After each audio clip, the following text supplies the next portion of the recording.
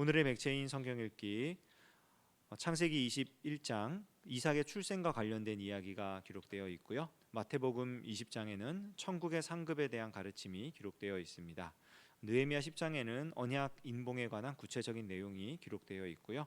사도행전 20장에는 에베소를 떠나 예루살렘으로 향하는 바울의 여정이 기록되어 있습니다.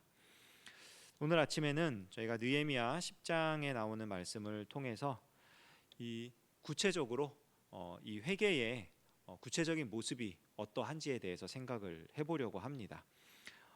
이 느헤미야 10장 1절에서 27절까지는요 사람 이름이 쭉 나옵니다. 이게 어떤 사람들이냐면 이제 언약의 인봉한 자.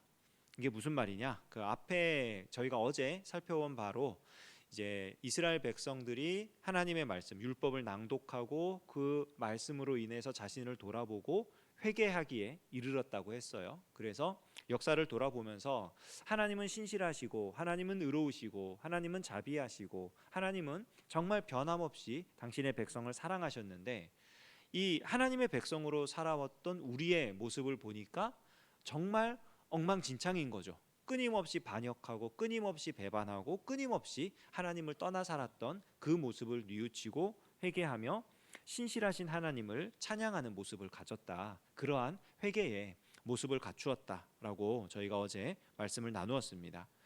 그런데 이렇게 이 회개라고 하는 것이요, 내가 잘못했다는 것을 깨닫고 나는 잘못했고 하나님은 옳으십니다, 여기서 멈추지 않아요.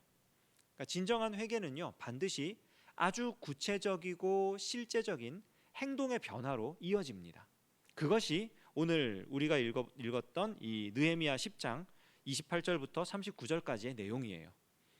아주 간략하게 한마디로 요약을 해서 이 내용이 그러면 뭐냐라고 말을 한다면은 한마디로 이들이 하나님의 말씀을 지키고 살겠다고 다짐한 겁니다. 그러니까 지금까지 말씀을 지키고 살지 않았기 때문에 자기들이 잘못 살았던 거예요. 그래서 이제부터는 말씀을 지키며 살겠습니다. 더 구체적으로 말씀드리자면 율법을 지키며 살겠습니다. 모세를 통해 이스라엘 백성들에게 주신 그 율법의 여러 조항들을 우리가 신실하게 지키며 살도록 하겠습니다 라는 고백이 회개의 아주 구체적이고 실제적인 그런 열매, 행동의 변화라는 것이죠. 그러면 어떤 것이 이 율법을 지키는 삶이냐, 율법대로 살아가는 삶이냐라고 했을 때 크게 네 가지를 볼 수가 있어요. 제일 먼저 볼 수 있는 거는 30절에 보면은 우리의 딸들을 이 땅 백성에게 주지 아니하고 우리의 아들들을 위하여 그들의 딸들을 데려오지 아니하며, 이렇게 얘기를 하죠. 통혼을 금지하겠다. 함께 이 민족이 섞이지 않도록 하겠다. 여러분, 이거는요 민족주의 혹은 인종주의가 아닙니다. 그러니까 오직 이스라엘 백성만 거룩한 민족이고 다른 민족들은 거룩하지 않기 때문에 이스라엘 민족과만 살겠다. 이스라엘 민족이 절대 다른 종족과 섞이지 않도록 하겠다. 그런 차원에서의 통혼 금지가 아니에요. 여기서 말하는 통혼 금지는 하나님의 백성으로서의 정체성을 잃어버릴 가능성이 높은 그 유혹을 사전에 차단하겠다는 겁니다. 신명기 7장 1절에서 5절을 보면요, 내 하나님 여호와께서 너를 인도하사 내가 가서 차지할 땅으로 들이시고 내 앞에서 여러 민족 헷 족속과 기르가스 족속과 아모리 족속과 가나안 족속과 브리스 족속과 히위 족속과 여부수 족속 곧 너보다 많고 힘이 센 7 족속을 쫓아내실 때에 내 하나님 여호와께서 그들을 내게 넘겨 내게 치게 하시리니 그때에 너는 그들을 진멸할 것이라. 그들과 어떤 언약도 하지 말 것이요 그들을 불쌍히 여기지도 말 것이며 또 그들과 혼인하지도 말지니 내 딸을 그들의 아들에게 주지 말 것이요 그들의 딸도 내 며느리로 삼지 말 것은 그가 내 아들을 유혹하여 그가 여호와를 떠나고 다른 신들을 섬기게 함으로 여호와께서 너희에게 진노하사 갑자기 너희를 멸하실 것임이니라. 오직 너희가 그들에게 행할 것은 이러하니 그들의 제단을 헐며 주상을 깨뜨리며 아세라 목상을 찍으며 조각한 우상들을 불사를 것이니라. 하나님께서 이스라엘 백성들에게 가나안 땅에 들어가 살면서 그 민족들과 섞이지 말라라고 했던 것은 그냥 너희 민족이 제일 우수하니까, 너희 민족이 제일 좋은 민족이니까 이런 차원의 얘기가 아니고 하나님의 언약을 깨뜨리고 하나님을 떠나게 만들까 봐 막는 거예요. 왜냐하면 아직 이스라엘이 연약하니까. 충분히 그들에게 하나님을 증거하고 그들이 하나님의 사람으로 살아갈 수 있도록 못한단 말이에요. 아직 힘이 안 돼요. 그러니까 아예 거절하라는 겁니다. 지금 이 느헤미야 시대에도요, 사람들이 이제는 충분히 가능하겠다. 이제는 우리가 포로에서 돌아왔고 그리고 이 땅에 사는 사람들도 있었고 뭐 함께 사는 게 어때? 라고 쉽게 생각하며 같이 살았단 말이에요. 그런데 그 삶의 모습을 통해서 결국 드러난 건 뭐냐? 말씀을 떠나 사는, 하나님의 백성답게 살지 못하는 삶이 되더라, 이거예요. 그들이 깨달은 게. 그러니까 율법에 기록된 대로 그들과 혼인하면 안 되겠구나. 아예 처음부터 사전에 유혹을 당하지 않도록 사전에 차단을 해야겠구나 라고 다짐을 하는 겁니다. 31절에 보면요, 혹시 이 땅 백성이 안식일의 물품이나 온갖 곡물을 가져다가 팔려고 할지라도 우리가 안식일이나 성일에는 그들에게서 사지 않겠고, 이렇게 얘기를 합니다. 안식일을 지키겠다는 거예요. 통혼 금지를 얘기하고요, 두 번째로 안식일을 지키겠다라고 얘기를 하는데, 안식일 하면 우리는 주로 우리가 이거를 종교적으로 생각을 하죠. 신앙적으로 생각을, 신앙 맞습니다. 그러나 안식일은요, 종교 생활의 차원에서 지키는 날이 아니에요. 신명기 5장 15절을 보면요, 너는 기억하라. 내가 애굽 땅에서 종이 되었더니 내 하나님 여호와가 강한 손과 편팔로 거기서 너를 인도하여 내었나니 그러므로 내 하나님 여호와가 내게 명령하여 안식일을 지키라 하느니라. 종교와 관련된 어떤 내용도 없습니다. 단지 하나, 안식일을 지켜야 하는 이유는 뭐냐면 하나님께서 이스라엘 백성을 구원해 내셨기 때문에, 바꿔서 말하면 구원받은 하나님의 백성이기 때문에 안식일을 지키는 거예요. 왜요? 이 안식일이라는 게 그냥 단순히 어떤 날 중 하루를 쉬는 게 아닙니다. 그냥 쉬는 게 아니에요. 그 안식일을 지키는 이유는요, 하나님께서 모든 것을 완성하시고 마치셨기 때문에 쉴 수 있는 거예요. 내 힘으로 내 실력으로 살아가던 사람이 결국 내 힘으로 내 실력으로 사는 게 아니라 하나님께서 베푸신 은혜로 사는구나, 하나님께서 우리를 살게 하시는구나 라는 거를 오늘 하루의 삶을 내 힘과 내 능력을 완전히 내려놓음으로써 고백을 하는 거라고요. 그게 안식일입니다. 그러니까 어떤 의미에서는 안식일과 가장 비슷한 구약의 사건은 할례예요. 할례. 아브라함이 지금껏 자기의 실력으로 살다가 믿음으로 사는 것처럼 보였지만 사실 그 안에 갈등이 있었잖아요. 왜 하나님 자녀를 안 주시지? 왜 약속의 아들을 안 주시지? 고민하다가 하갈을 통해 이스마엘을 낳았단 말이에요. 그리고 하나님이 13년간이나 침묵하십니다. 그리고 갑자기 나타나셔서 너는 내 앞에 행하여 완전하라. 그리고 제정하신 게 할례 예식이에요. 할례 의식이에요.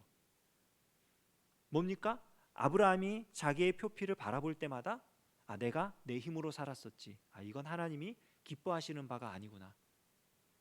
스스로 하나님의 은혜로 사는 존재임을, 하나님께서 친히 약속을 이루시는 분임을 계속 되뇌일 수 있도록 자신을 돌아보고 하나님 앞에 내려놓는 그 모습.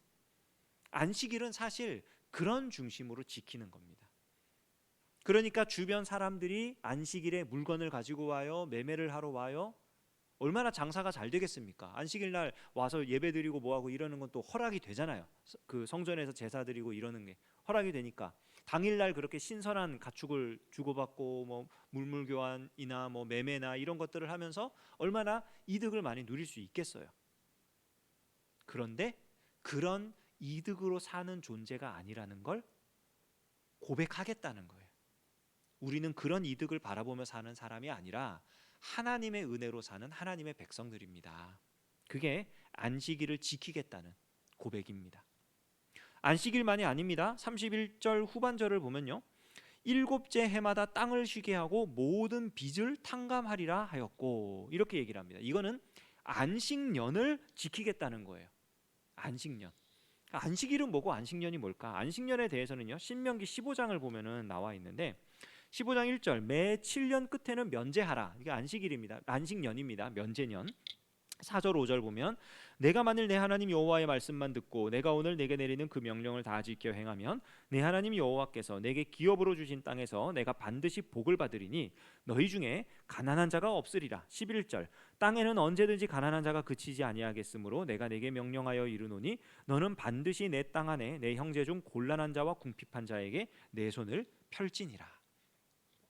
안식년은요, 그러니까 안식일은 하나님의 은혜로 내가 살아갑니다, 하나님께서 나를 살려주셨습니다 라고 구원받은 백성이 됨을 개인적으로 고백하는 거라면요, 안식년은요 함께 하나님의 백성으로 살아갈 수 있도록 기꺼이 내 거를 포기하는, 다른 사람들을 위하여 나누어 주는, 그게 안식년입니다. 특히 이 안식년을 통해서 하나님께서 바라시는 정말 좋은 아름다운 모습 중 하나가 뭐냐면요, 이 안식년을 통해서 이 땅에 가난한 사람들이 없어지는 열매를 맺는 거예요. 그러니까 모두가 다 경제활동을 잘하고 모두가 다 사업이 잘 되고 모두가 다 잘 돼서 부자가 되고 이런 개념이 아닙니다. 근데 이거는 이제 공산주의자들의 개념이에요. 재화와 이거를 가지고 공정하게 분배를 해가지고 모두가 다 잘 살게 하자. 불가능합니다. 이론적으로는 가능하지만 실제 사람들의 사회생활에서 불가능한 이론입니다, 그것은. 근데 성경은, 하나님은 뭐라고 말씀을 하시냐면은 부자도 있고 가난한 자도 있다, 살아가는 동안. 그런데 7년에 한 번씩 이런 안식년의 제도를 통해 가지고 그 부가 선하게 분배가 되도록, 자발적인 그런, 가진 자들은 자발적으로 나누어 주고 없는 자들은 그 해를 통해서 잃어버렸던 기회를 되찾고, 이 안식년이 7번 되면은 희년이 되잖아요. 50년째에는 희년은 사실상 모든 것을 원상태로 바꾸는 제도입니다. 안식년을 지키겠다는 건 희년도 지키겠다는 거예요. 그러니까 나 혼자만 잘 먹고 잘 사는 세상이 아니라 하나님께서 허락하신 하나님의 백성들이 함께 더불어서 함께 잘 살아가는 사회를 만들어 가겠습니다.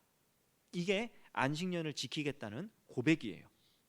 그리고 마지막으로 지금 이제 3가지를 봤습니다. 통혼을 금지한다, 다른 민족과 함께 살지 않겠습니다, 안식일을 지키겠습니다, 안식년을 지키겠습니다. 그리고 마지막으로 나오는 부분이 제일 길게 나오는데 32절부터 39절까지 쭉 나오는 얘기가 뭐냐면은, 한마디로 얘기해서 11조를 드리겠습니다, 11조를 바치겠습니다, 이 얘기거든요. 근데 11조가요 그냥 교회에 헌금하겠습니다, 성전에다가 헌금을 하겠습니다, 이런 개념의 11조가 아닙니다. 엄밀히 말해서 신명기 18장 1절에서 5절을 보면은 이렇게 11조에 대해서 이런 말씀이 나와 있어요. 레위 사람 제사장과 레위의 온 지파는 이스라엘 중에 분깃도 없고 기업도 없을지니 그들은 여호와의 화제물과 그 기업을 먹을 것이라. 그들이 그들의 형제 중에서 기업을 가지지 않을 것은 여호와께서 그들의 기업이 되심이니 그들에게 말씀하심 같으니라.